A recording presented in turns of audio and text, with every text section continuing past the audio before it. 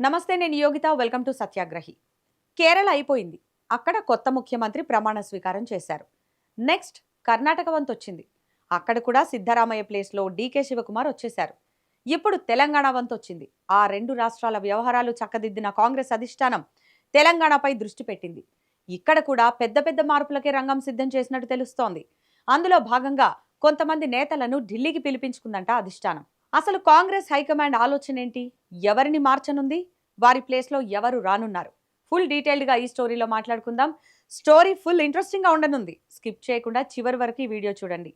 ఇలాంటి ఆసక్తికరమైన కథనాల కోసం మా ఛానల్ని సబ్స్క్రైబ్ చేసుకోండి.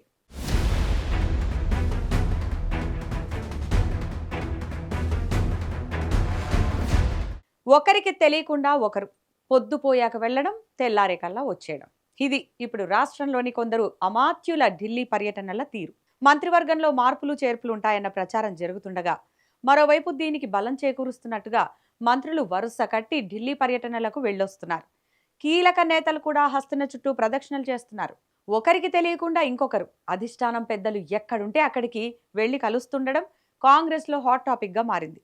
ఢిల్లీకి వెళ్లి వస్తున్న వారి సంఖ్య కూడా క్రమంగా పెరుగుతోందని కాంగ్రెస్ వర్గాలు చెప్తున్నాయి. పార్టీ అధిష్టానం ఇన్ని రోజులు తెలంగాణపై సరిగ్గా దృష్టి పెట్టలేదు. దేశంలో వరుసగా ఏదో ఒక రాష్ట్రంలో ఎన్నికలు జరుగుతుండటంతో ఆ హడావిడిలో పడి తెలంగాణ ప్రభుత్వం పార్టీని పట్టించుకోలేదు. తాజా ఎన్నికల్లో కేరళలో యూడీఎఫ్ గెలవడం, అక్కడ పార్టీ పూర్తి స్థాయిలో కుదురుకొని ప్రభుత్వాన్ని ఏర్పాటు చేయడంతో కాంగ్రెస్ పెద్దల పని అక్కడ ముగిసింది. ఆ తర్వాత కర్ణాటకపై దృష్టి సారించింది కాంగ్రెస్ అధిష్టానం.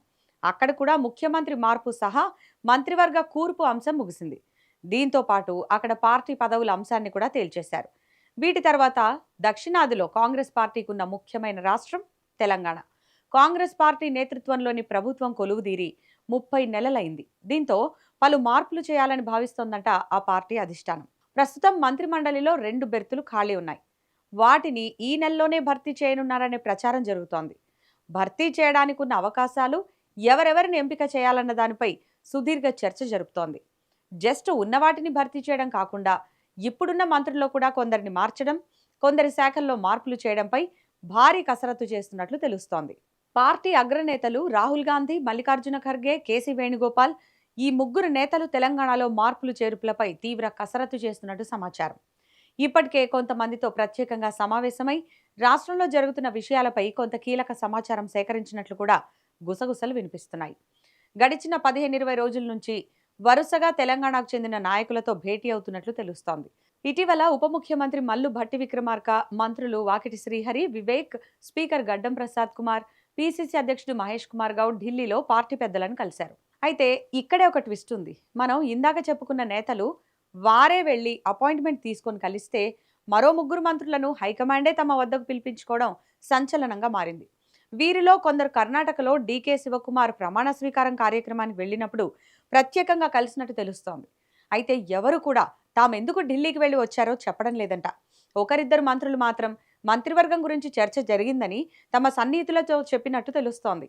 కానీ స్పష్టంగా అధిష్టానం ఎందుకు పిలిచిందో, ఏం మాట్లాడారో మాత్రం బయటకు చెప్పట్లేదంట. ఈ నేపథ్యంలో భారీగా పార్టీ పదవులు, ప్రభుత్వ పదవుల భర్తీ జరుగుతుందని ప్రచారం జరుగుతోంది. ఇందులో ఇంట్రెస్టింగ్ విషయం ఏంటంటే, వలస నేతలకు చెక్ పెట్టాలని భావిస్తోందట కాంగ్రెస్ అధిష్టానం. ఈసారి అసలు కాంగ్రెస్ నేతలకు పెద్దపీట వేసి వలస నేతలకు పార్టీ, ప్రభుత్వ పదవుల్లో ప్రాధాన్యత ఇవ్వవద్దని అధిష్టానాన్ని కలిసి చెప్పారంట కొందరు కాంగ్రెస్ సీనియర్ నేతలు. ఇదే తరహాలో ఆలోచిస్తున్న కాంగ్రెస్ అధిష్టానం ఆ మేరకు లిస్టు రెడీ చేస్తున్నట్లు వార్తలు వస్తున్నాయి. అయితే ఇదంతా ఇక్కడి ముఖ్య నేతకు కంటి మీద కునుకు లేకుండా చేస్తోందంట. కొందరు మంత్రులను అధిష్టానం ప్రత్యేకంగా ఢిల్లీకి పిలిపించుకోవడంతో అసలు ఏం జరుగుతుందో అన్న టెన్షన్ పట్టుకున్నట్టు తెలుస్తోంది. అందుకే ఢిల్లీకి వెళ్ళొస్తున్న కాంగ్రెస్ మంత్రులు, నేతలు, ఇతర ప్రముఖుల కదలికలపై ప్రభుత్వంలోని నిఘా వర్గాలు దృష్టి సారించినట్టు సమాచారం. ఎవరు వెళ్తున్నారు, ఎవరిని కలుస్తున్నారు, ఏం మాట్లాడి ఉంటారన్న దానిపై ఎప్పటికప్పుడు నివేదికను తయారు చేసి ముఖ్య నేతకు పంపుతున్నట్టు పార్టీ వర్గాలు చెప్తున్నాయి. ఇటీవల ఒక మంత్రి ఎవరికీ చెప్పకుండా ఢిల్లీకి వెళ్లారని, అక్కడ తెలంగాణ భవన్లో కాకుండా మరో చోట బస చేయడాన్ని కూడా నిఘా వర్గాలు పసిగట్టినట్టు సచివాలయ వర్గాలు వెల్లడించాయి. మొత్తంగా రహస్య పర్యటనల వెనక లోగుట్టేమిటో మంత్రులకు, ఢిల్లీ పెద్దలకు మాత్రమే తెలుసని చర్చించుకుంటున్నారు కాంగ్రెస్ నేతలు.